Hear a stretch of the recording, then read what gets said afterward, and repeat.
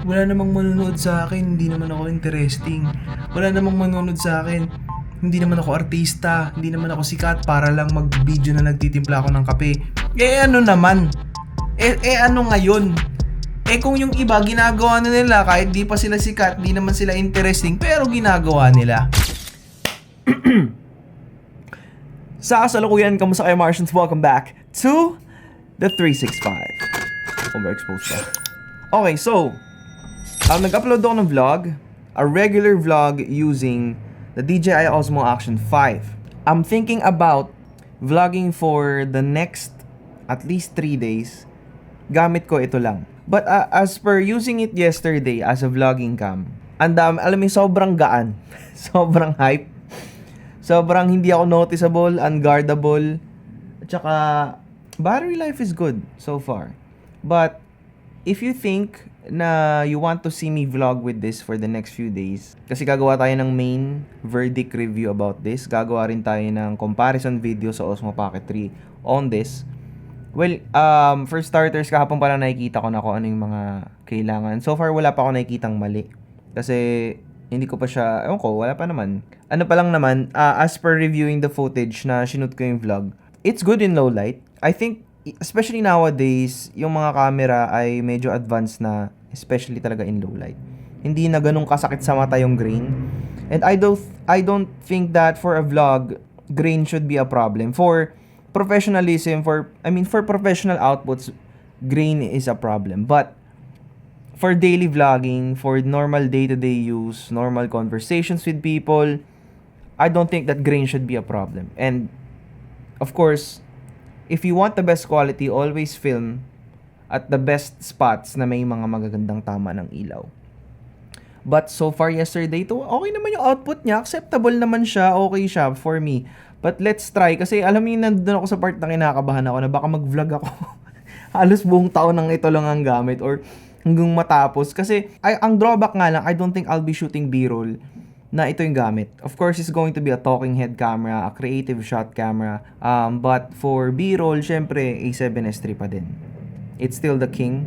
It's still the best vlogging setup out there. 10mm still the best for vlogging. I don't see 16mm for vlogging honestly. Dahil ewan ko, iba talaga, promise, iba talaga ang 10mm for vlogging. But the Osmo Action 5, I think subukan natin siya. At least for, the whole day. Okay, so ito balik tayo sa Osmo Action 5. Something caught my attention today. Kasi hindi ko napansin, ang dami na pala nag-comment sa video na in-upload natin. Tulad niyan, to. Ayan, dito tayo sa medyo maaraw. So, may nag-comment sa unbox and tested video natin. Meron tayong 10 comments. Wow!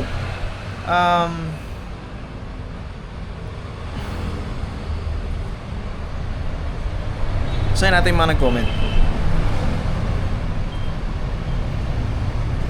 Something caught my attention. Isang comment lang. Well, shoutout na rin sa mga nag-comment. Kay John Cans. Yan. Kay JM, shoutout sa'yo. Kay Magasol, parang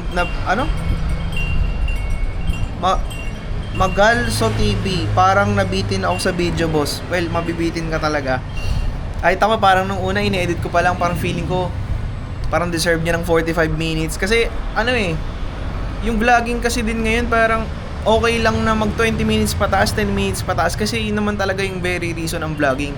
Yung mga vlogging na 10 minutes, oo, pwede kang mag-ganon, well-edited, alam mo yun. Parang well-versed, well-latag. But, para sa akin, nung na-try ko ng mag 20 minutes vlog, nung una hindi ako masaya kasi ang tagal. But as the day goes by, as nag-progress, the more na ginawa ko siyang raw, the more na mas parang naging interesting siya para sa akin. Kasi, syempre, ang golden rule kasi din ng vlogging is ikaw. Buhay mo yan, kwento mo yan, daily vlog mo yan. Hindi mo kailangan maging storyteller. Kasi ikaw na yung kwento eh. Kung ano yung ma-record mo, yan na yun. But eto, isang comment malapit tong comment na to. Comment ni Sir Paulo Marasigan, big shoutout sa'yo. I think every vlogger or creator should have this camera. Either it's their main vlogging or B-cam, sobrang versatile niya. and hindi alagain. Great investment indeed, brother. I have this also, but now, grabe, daming ingay oh. Ano to onboard microphone ng Action 5 I have this also, but now I'm thinking na I'm not fully utilizing this one. Mag-start kaya ako ng daily vlog. Paano ba? Baka 3 days pa lang alam na nila buhay ko, boring na.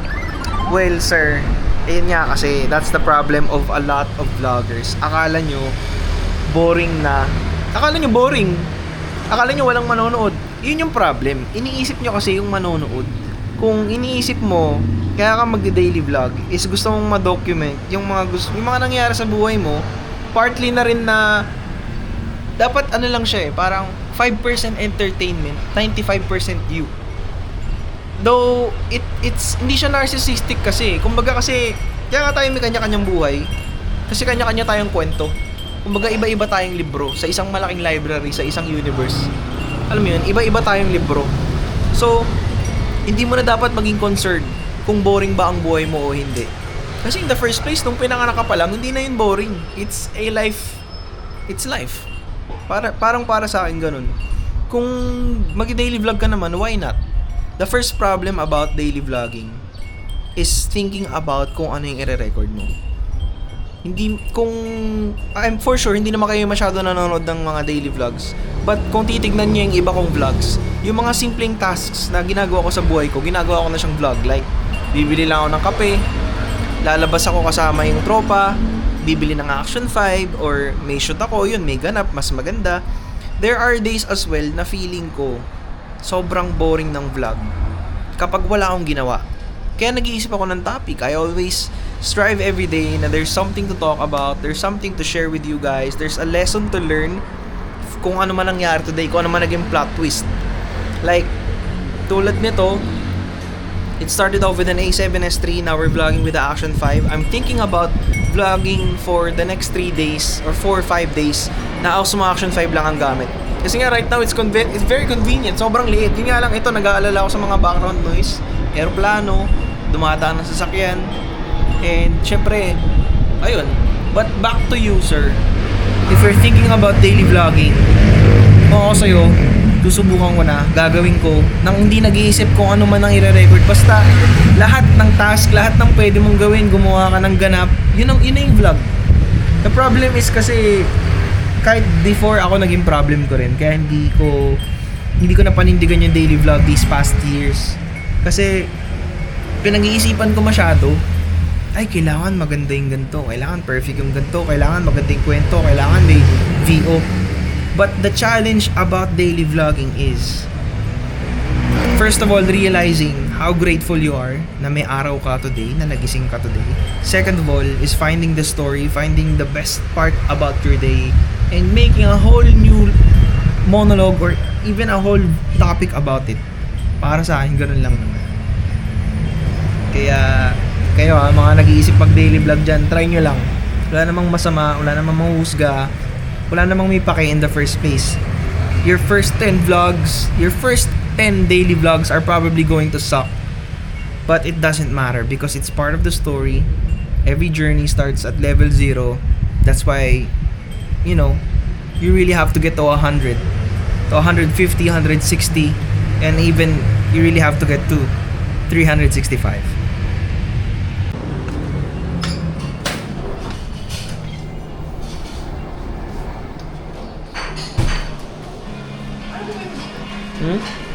Kakainin, gugupitin.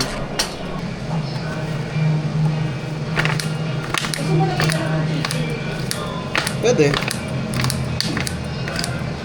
Muna ha.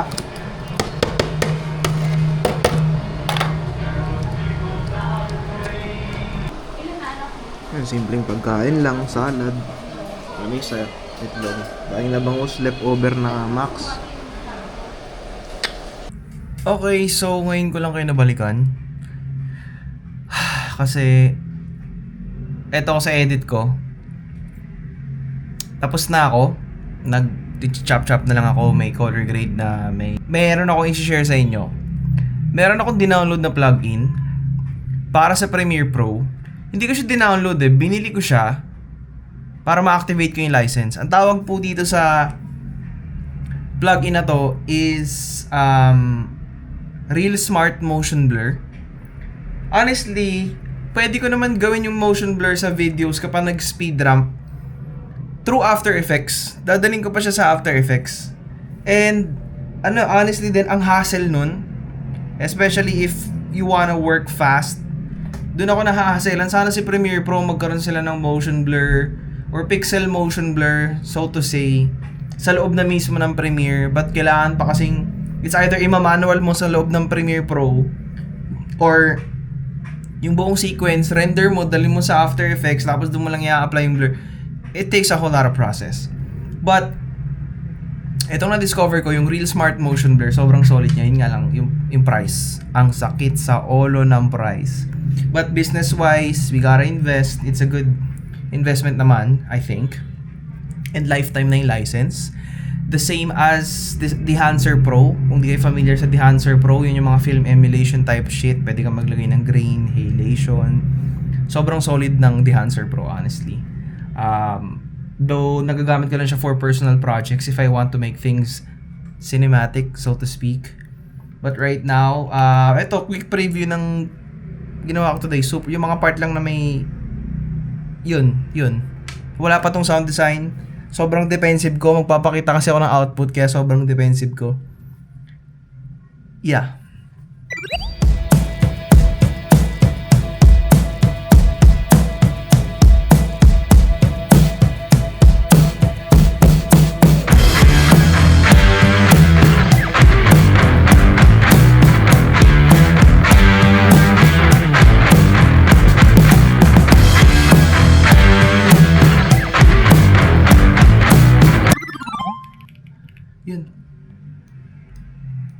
Yun yung output, diba? Super happy naman. 6 ang tinapos kong vids today. See, diba? The speed that I have when it comes to editing stuff. Honestly kasi I could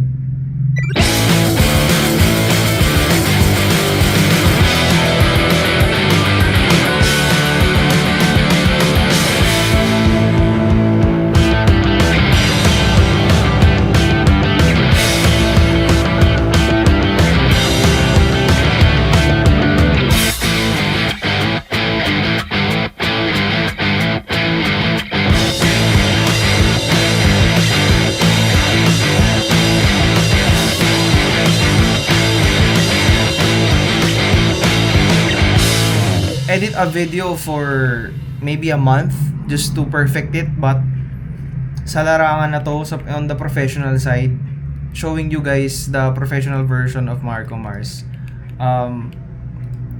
Sa akin ang panlaban ko lagi is mabilis ako mag-deliver ng output at marami akong dinideliver na output, hindi lang isa. That doesn't mean na mababa yung value ko if I deliver a lot of output. It just shows na I really know how to make content for businesses. Ganun ko siya nakikita kasi sometimes being a videographer is not just a profession, it's also a craft talaga. Kaya on the side, vlogging is my passion, content creation is my main, my main bread and butter. So, yeah, ito, nagawa ko na yung 6 na outputs. Well, nagawa ko na yung 3 outputs na landscape. Doon ako sa portrait naman. So, yun, yung greatest advantage of all time. If you're a videographer, you wanna level up, try mo gumawa ng content for yourself. That way, magkakaroon ka ng taste. Yun lang masasabi. Yun ang mapapromise ko sa'yo. Magkakaroon ka ng taste. And, yun nga, when it comes to, honestly guys when it comes to daily vlogging, it's not really hard. And, may mga iniisip pa ang mga tao kasi talaga. Like, wala namang manonood sa akin, hindi naman ako interesting. Wala namang manonood sa akin, hindi naman ako artista, hindi naman ako sikat para lang mag-video na nagtitimpla ako ng kape. Ano naman? Ano ngayon? Kung yung iba ginagawa na nila kahit di pa sila sikat, hindi naman sila interesting, pero ginagawa nila. At the end of the day, kung wala kang ginagawa at hindi mo pa nasisimulan at inuuna mo i-criticize yung sarili mo, wala ka talagang makikitang resulta at hindi mo malalaman if mag-work ba. Kung nag-jump ka lang agad sa conclusion na, ay, nag-vlog kasi ako, wala namang nanonood. Di naman lumalagpas sa 500 views. 1,000 views yung pinapanood ko eh. Kasalanan mo yan. Ako honestly, nag-enjoy ako sa process. I trust the process. Some people said na namatay channel ko, but hindi naman talaga. Namatay yung puso ko sa vlogging. Yun talaga yung nangyari. But nabuhay ko siya nung sinimulan ko tong daily vlog. Nung nagkaroon ako ng, alam mo yun, nung nag-start akong i-round off yung circle of friends ko. Nung nag-start akong mag-cut off ng tao. Nung nag-start ako mag-cut off ng tao, nung nag-start ako maging positive, I've attracted positive people in my life, and then boom, tuloy-tuloy. And of course, you really need supportive people around you, but in the beginning pa rin yun, pag hindi mo kayang gawin, nasa sa'yo na yan. Masyado mo agad hinusgahan yung sarili mo na hindi ka interesting. Para sa akin. But big shoutout pa rin kay Sir Paolo, if curious ka, if you really want to do a daily vlog, why not? Walang bibigil sa'yo. And I think honestly sa akin naman gagaling, you're interesting. Lahat naman ng tao interesting kasi nga, inuulit ko, lahat po tayo ay, alam mo yun, di ba may kasabihan na, don't judge a book by its cover. Basically saying lahat tayo ay libro at ang universe ay isang malaking library. And ikaw ang magpapasya kung ano magkwento mo. Ikaw ang magdi-decide kung boring ka o hindi. Ikaw ang gagawa ng paraan kung paano matatapos ang kwento. At ikaw ang magdi-decide sa 3-part story mo. Setup, conflict, resolution. That is the daily vlogging way. If you don't wanna do it, then don't. But I honestly think lagi ko tong sinasabi kahit sa mga friends ko na, paano mo nagagawa? Kasi hindi ko na iniisip. Hindi na ako nag-aalala. Kasi pag masyado akong inalala, pwede akong gumawa ng sobrang gandang content today. Pwede akong mag-spend ng 1 week just to, make the perfect vlog. Like, the 100 special. I poured all my heart into it. I spent money on it. And, ayun, happy ang puso ko. Hindi ko na iniisip kung magkaka-views ba. Hindi ko na iniisip kung, alam mo yun, kung viral ba siya. Ang alam ko kasi masaya ka, nakakatawa, nag-enjoy ako kasama yung mga taong gusto kong makasama. And ayun, di ba? Sorry yung vlog natin today, tambak edit na naman eh. I mean, share ko sa inyo, may dumating sa akin na libro. In-order ko sa TikTok shop. Babasahin ko to the next few days. O di ba? Osmo Action 5 vlog. Declutter your mind. How to stop worrying, relieve anxiety, and eliminate negative thinking. Sa mga Martians na nakarating sa parte ng video na to, alam nyo na. I'm sending you guys nothing but blessing and abundance. Okay ba ho ang angulo natin dito sa Osmo Pocket? Sabihin niyo lang, comment down below. But ito na yung start ng Osmo Pocket. Ito na yung start ng Osmo Action Era Vlogs. For the meantime, tatapusin ko muna yung edit. So, di ko alam kung dito na matatapos yung vlog. Pwede nating ituloy bukas kasi I have 2 uploads kung sakasakali today. But yeah, let's see. As long as hindi ako gumaganto. O hindi ba? As long as hindi ako gumaganon, the vlog is still good. The vlog is still alive. So, yeah. Let's go. Okay, so I think it's official. May ginawa akong katangahan. Tinry ko tong lagyan ng leg. Itong PGY Tech na arm. Mag-work siya. Akala ko nung una, kasi nung nilagay ko siya, nakaganto lang siya sa side. So pag ginawa mo siya ng ganto, nakaganto siya. So tinry kong medyo pilitin ng onti na, sige, try natin higpitan, onti lang. Tapos may, parang ako naman, parang deadma. Tapos nung tatanggalin ko na, ayan na.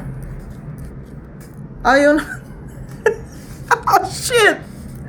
Oh shit! It's stuck. And hindi na siya hindi siya tatanggal.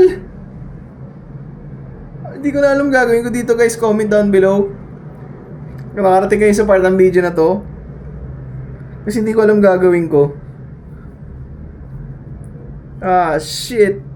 Though, ito na siya. I mean, may vlogging pad ako na stick na hindi naman masyadong masakit sa ulo. Kapag ito gamit ko siya, and may paa na siya for the sense din kasi na wala naman hindi ko naman na ginagamit tong PGY Tech na mantis pad na to. Kasi ang gamit ko na yung Ulanzi TT38 for vlogging. Yun nga lang ngayon, Hindi ko na alam. Anong gagawin ko dito? Nakaganto na siya forever. So kapag ginamit ko na siya all the time, ganto na siya. But, looking at it at a positive way, yeah, I think it could work. At least ito may... Ah, shit, guys. Help. Shit.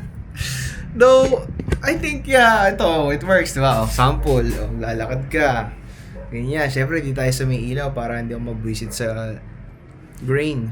But, ayan, yan siya. Imbis na hawak ko ito, pucha, paano ko ngayon tatanggalin to? Though, let's see.